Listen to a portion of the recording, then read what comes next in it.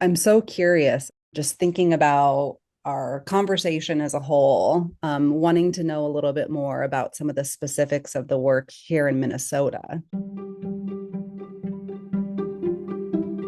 Welcome to Transformation Blueprint, where we unpack our criminal legal system and build pathways to change. I'm Kayla Richards from the Minnesota Justice Research Center.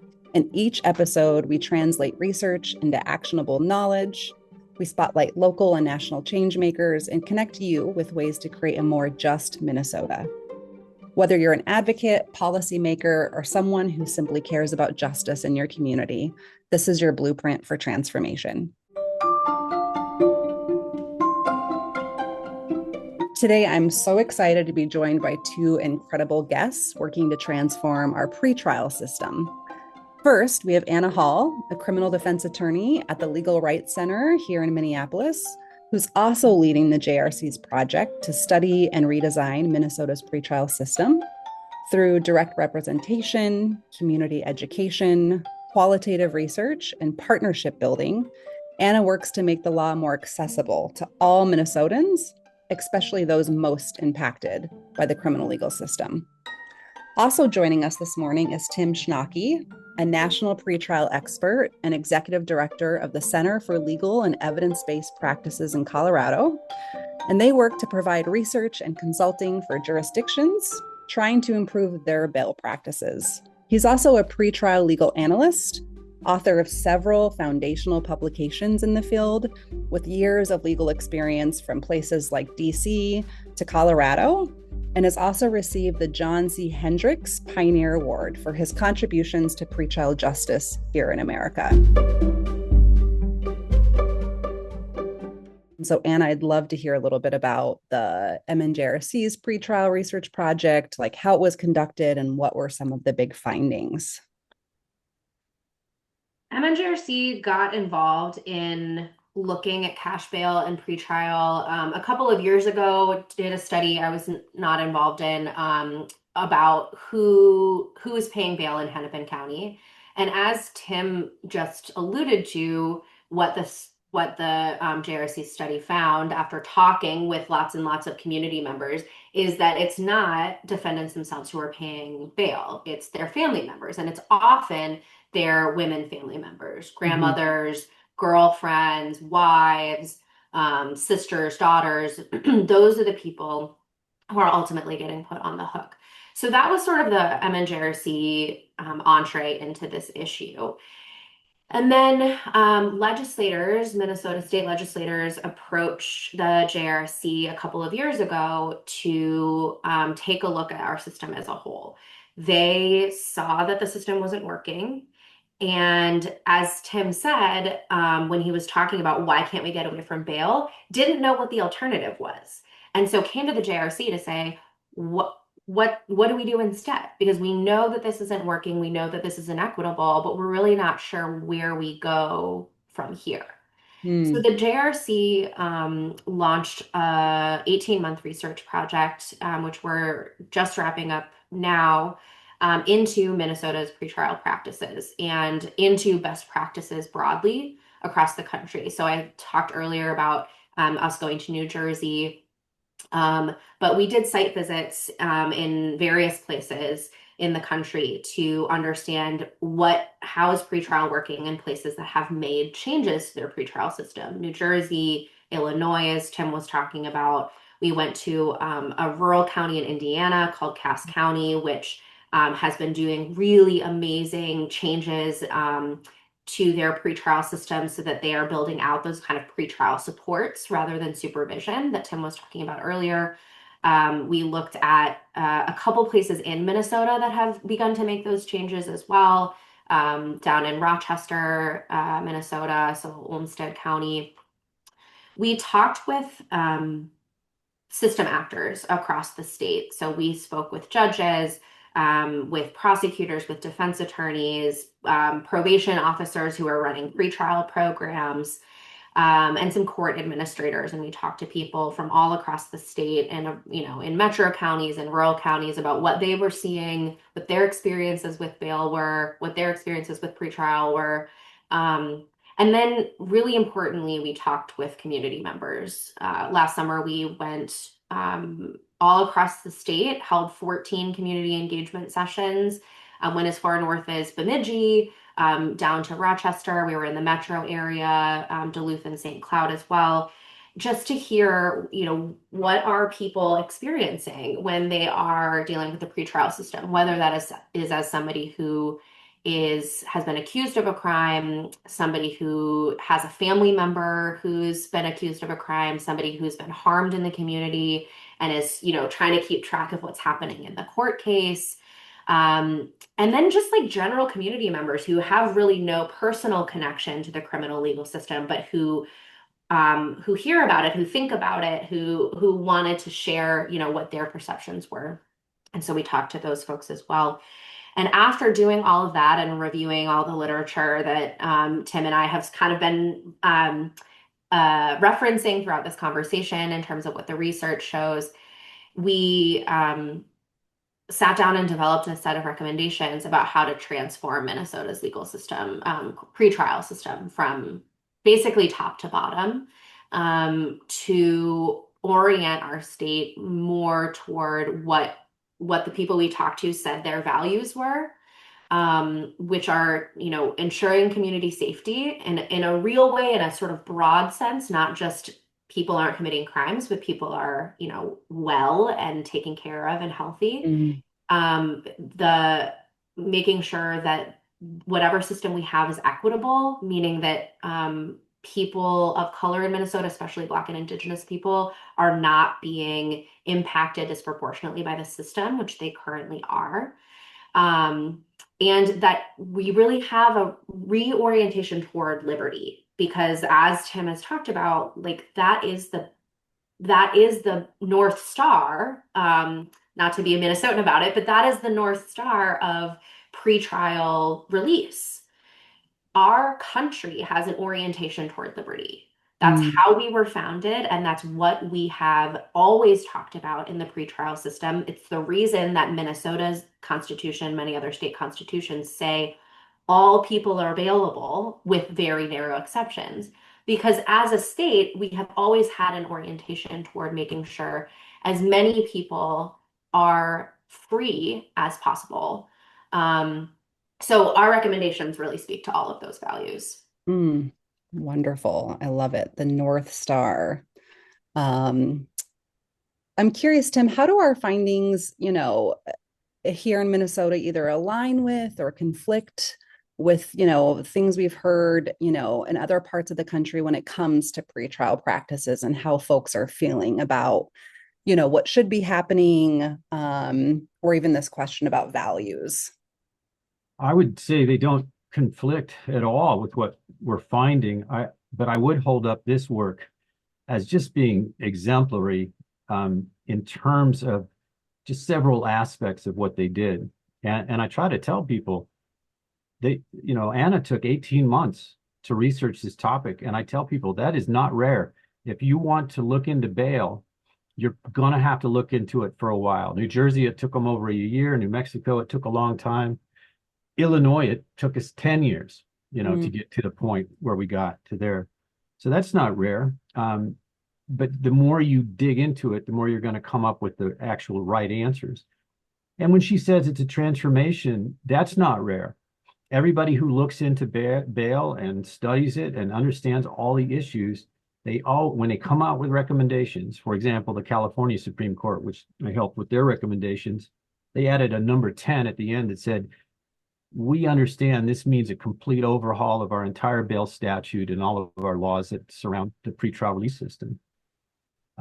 So that's not necessarily rare. What was rare about this report, which I liked the best, was that people in the past have been very vague or just leave it out as to what that replacement should be. If we move away from a system in which money can keep people in jail to something else, then what should that be? And this paper goes deeply into intentional release and detention and some really good detail, including some template language, which I think is good because I've had other groups and I've told them, you're working on a big project. You need to deal with money and you need to deal with its replacement. because for a lot of reasons, money's going away. So this paper said exactly the way I figured it would say. If you just told me in advance someone's going to spend 18 months studying this whole thing and look at the law and the research and all the different things you can look at, I'd say, well, this is probably what it's going to say, and it says exactly that. But what they also did, which I just can't give them enough credit for, was and I never would have done it, they went out and talked to everybody and every group, and they came up with shared values, which I've been told by people that are much smarter than me, that if you can come to a notion at a time when you have shared values, you can always go back to those values and say, hey, you all said you liked freedom, let's talk about that. Yeah. Yeah, I love that. And so this getting specific about recommendations sort of helps address that piece earlier when we talked about what holds other people back from engaging in transformative efforts, this lack of understanding about what might, be an alternative that could be effective. And it sounds like in this work, Anna, we, basically created a blueprint, if you will, for how legislators might or could transform our pretrial system based on what we learned. And we know that listeners can go to the link in our description to read the full report or dig into all 6 of those recommendations. But I'm wondering if you could just talk a little bit about a couple of the recommendations the research team made.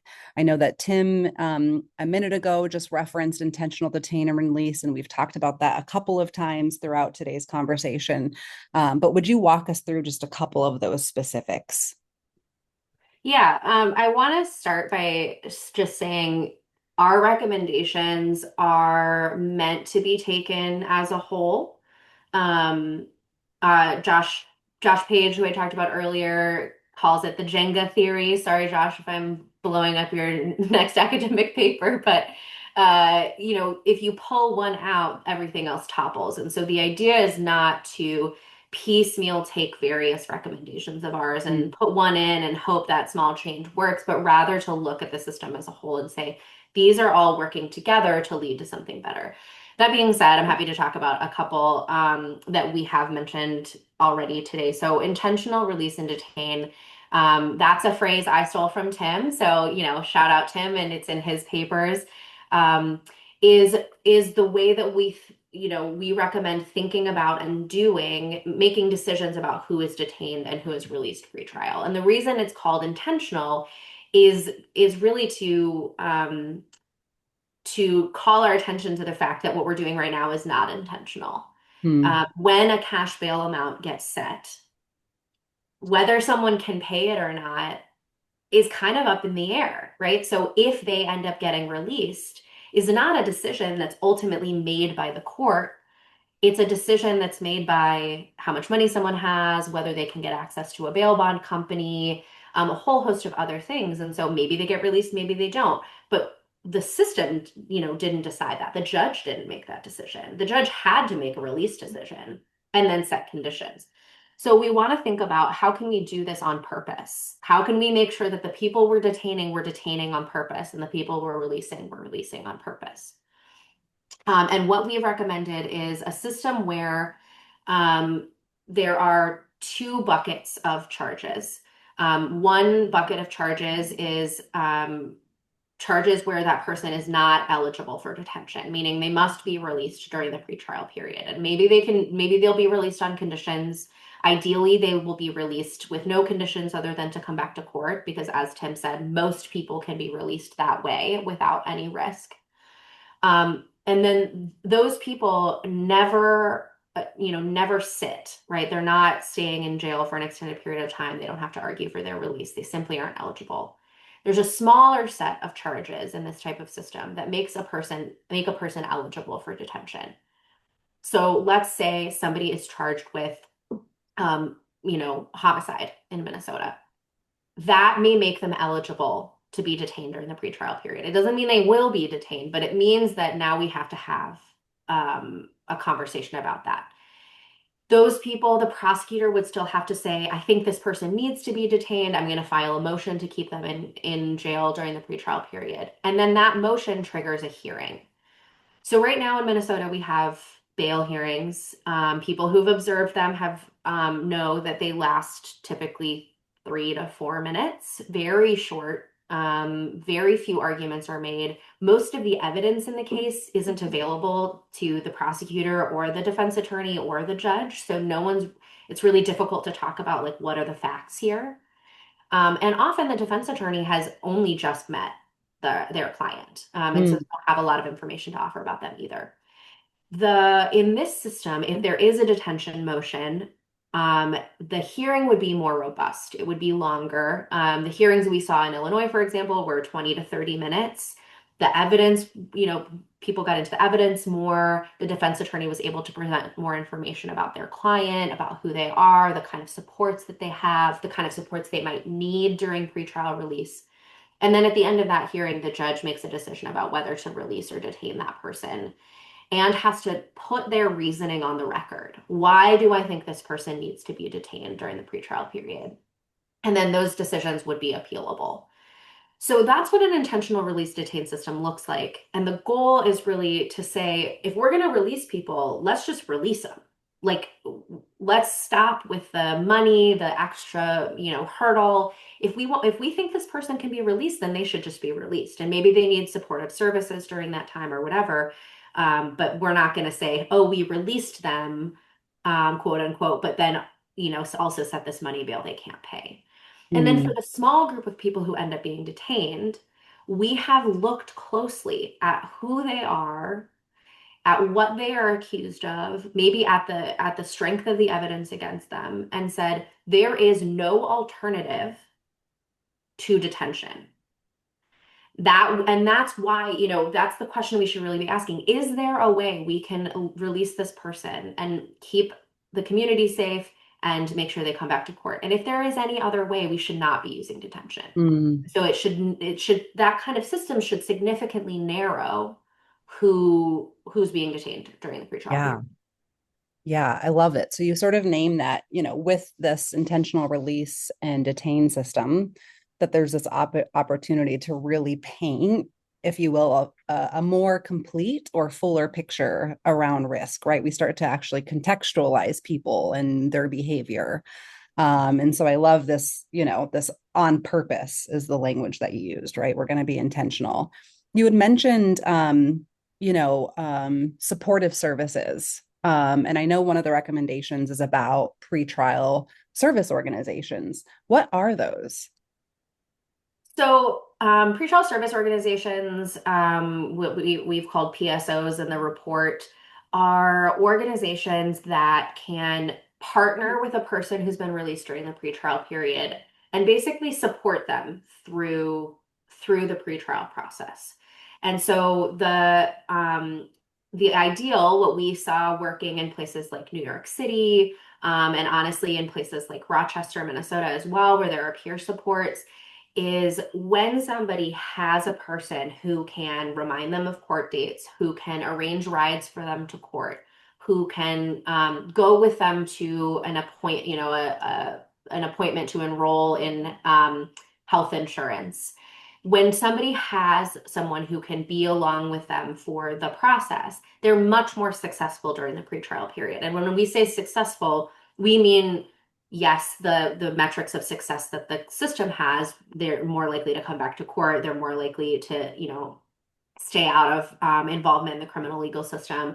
But then also they're building up their life in a way that makes it less likely that they'll have criminal legal system involvement moving forward.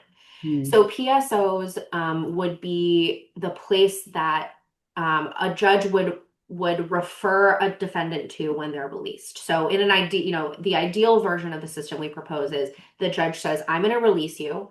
I'm going to order you to meet with this pretrial services organization and to work with them on, what they think you need to do in order to stay successful during the pretrial period. And then the PSO staff, who are truly the experts in what conditions work and what an individual person might need, who will have the time to get to know the defendant and what will benefit them and what will be necessary for them during pretrial. We'll work with them on, okay, so we need to get you connected to therapy. Okay, so we need to get you connected to substance abuse treatment. Here are the places that you can go. Here's help enrolling in those places. So we talk about it as a hub and spoke model, that the hub is the pretrial services organization, and the spokes are the different other types of supportive services that people might need during the pretrial period. Mm, And I just want to say, Tim brought this up earlier when he was talking about terminology. Like when we say pretrial justice, what do we mean? People are often talking about these systems that are adjacent to, parallel to the criminal legal system that are as important, if not more important, than the criminal legal system in ensuring success and community safety, including mental health services, substance abuse treatment, victim survivor services. Those are all things that need to be adequately funded alongside pretrial system transformation in order for pretrial system transformation to work.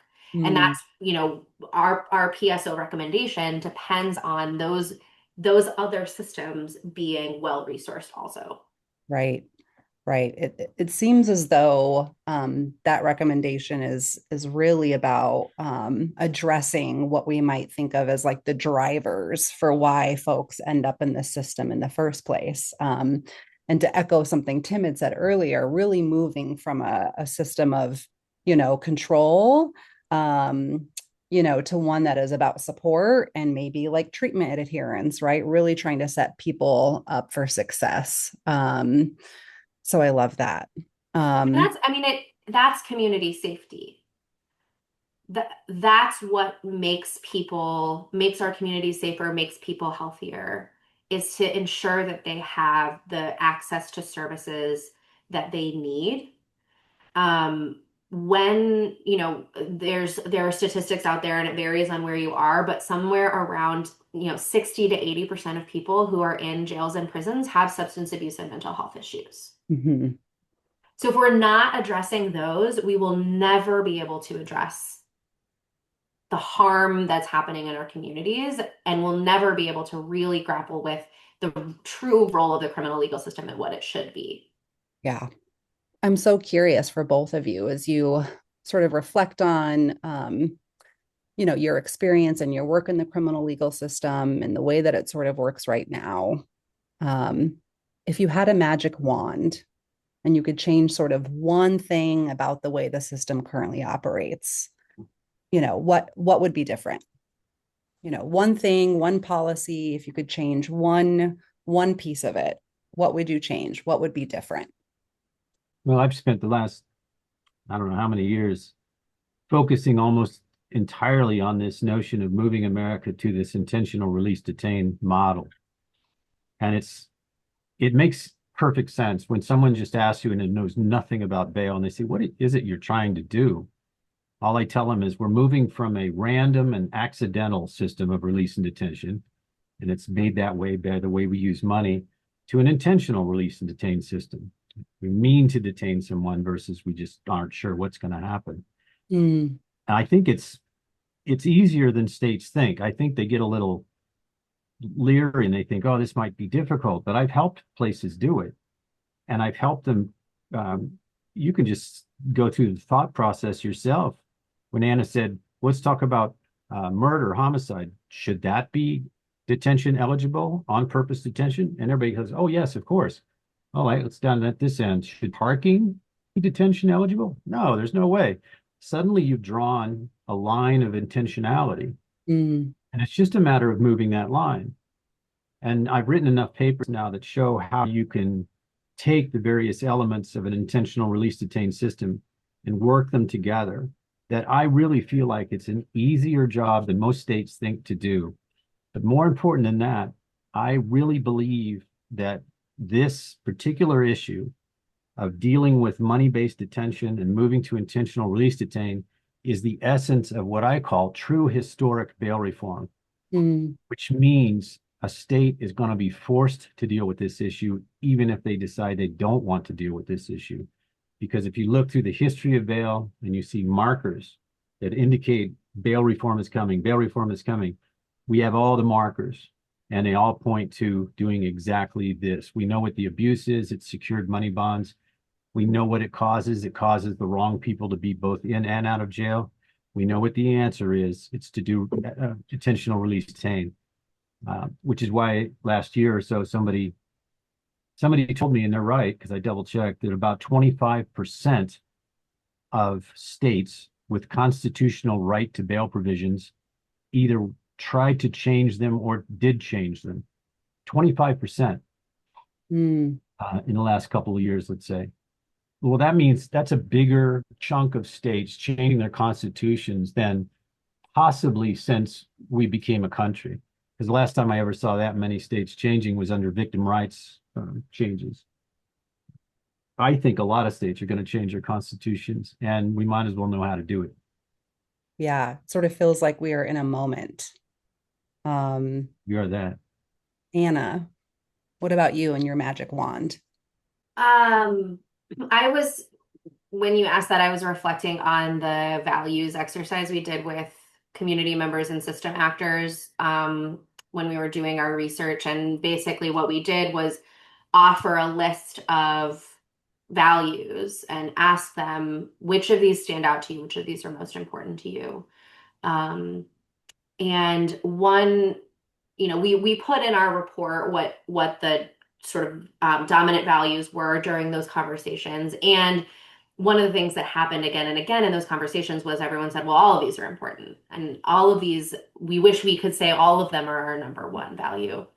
And one that came up again and again, and actually when we started doing report backs to community this spring on our research, I heard from community members their surprise that dignity was not one of the top values because to them that, especially those who have been involved in the criminal legal system in some way, dignity is something that is lacking and also something that that they believe is possible to uphold in the criminal legal system, and we're failing in that regard. And so that makes me, my big wish, my magic wand would be for the criminal legal system to work in a way that genuinely recognizes and celebrates every human's dignity.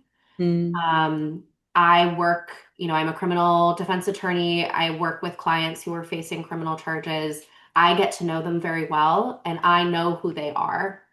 And their personhood is not seen in its wholeness in the way that we do our current criminal legal system. And so that's like a little bit of a dodge because it's it's not one particular policy change, but it is a values change that I think would have to radically shift the way that the policies we end up adopting. If our goal is that the system treats all people with dignity, then we can't possibly keep doing what we're doing. yeah. Hey, you're right. It's funny when you mentioned that, and I said, "Oh yeah, a magic wand, I can do anything.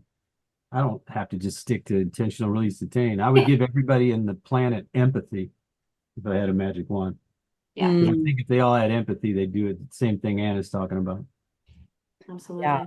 The ability to sort of demonstratively honor every person's dignity. It made me think about our conversation earlier about, so sort of who benefits by this problem, um, or benefits from this problem, and the reverse being like who is burdened, right? And um, it's harder to throw people away when we see their whole personhood. And there are whole groups of people that we are currently and simply throwing away. And so I appreciate both of your responses so much. I'm curious, how can an individual listening right now become a part of this transformation? You know, do you have recommendations around like what we should be reading? Are there folks or people or organizations we should be following or engaging with? How can somebody be part of the work? Well, if you want to be part of the work in Minnesota, there is a coalition of organizations working on pretrial justice. The website I don't believe is live yet, but the best way to stay tapped in is to get connected with the MNJRC and subscribe to that mailing list because the MNJRC is part of that group and will be, making announcements and sharing information about how to get connected with that coalition. We had a bill pending in the legislature this session. Obviously, the session's sort of still going on as of this recording, but unfortunately, our bill didn't make it through. But that would be to create a pretrial data system in Minnesota. So if that's something that you're interested in, that you want to see, that you want to know more about how is this system working, I encourage you to reach out to your legislators and voice your support for the pretrial data transparency bill. And then, there are right now protests happening all across the country, and they're happening, about a lot of different issues. We're seeing massive response from communities in places like Los Angeles and Portland and Minneapolis to the presence of immigration and customs enforcement in our communities. And people are being arrested for their participation in that resistance. And so if you can tap into organizations like the Bail Project or your local bail fund and contribute financially or with your volunteer time to those organizations, I think that is a really important and impactful way to be engaged on this issue right now. Wonderful. Thanks, Anna. There's a couple of big initiatives nationally that will help you too. That Arnold Ventures has funded a group called APPR, which stands for like Advancing Pretrial Practices and Research. And they have a whole hub. If you go onto their website, and it'll give you research, it'll give you stories, and they have a community so that you can log on and get a name, and then you can ask any question you want. I know Anna's been on there a few times, and I get on there occasionally. MacArthur Foundation also has a big initiative with research available for you to find. But yeah, I'm like Anna, there's groups that we never knew existed that popped up, like the Bail Project, that are really very, very important right now. And in fact, the Bail Project is also working on state constitutional change. So in addition to on the ground, making sure people can actually get out of jail by using the money bail system, in the same breath, they're explaining to stakeholders, we're only doing this as a Band-Aid because money bail is a bad way to go. And then they're helping states change their constitutions in order to do it differently. Wonderful. That's so exciting. Again, it sort of feels like we are in a moment, and there are lots of organizations and people who are stepping into the moment. So Arnold Ventures, APPR, MacArthur, the Bail Project, and Anna mentioned, folks can hop onto the MNJRC's website and subscribe to our newsletter to be tapped into what's happening with the coalition. I just want to thank both of you so much for your time and your expertise this morning. It's been a pleasure to hear from both of you and learn so much. Thank you for tuning in to this episode of Transformation Blueprint. Here at the JRC, we believe in the power of possibility and transformation. This work translates our efforts, aligns transformation initiatives, and provides education on complex legal issues, all to share the story of our collective work and how we can all contribute to it. Join me next time as we continue building the blueprint for a more just Minnesota. Until then, stay engaged, stay curious, and remember that transformation starts with you.